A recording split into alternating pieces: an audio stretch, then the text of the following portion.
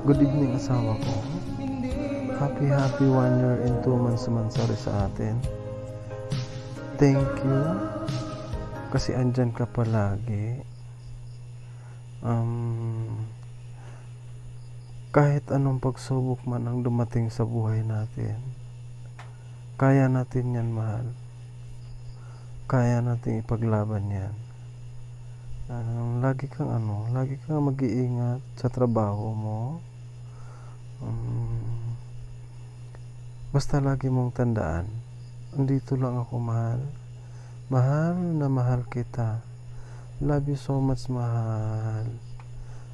Happy 1 year and 2 months mansari ulit, asawa ko.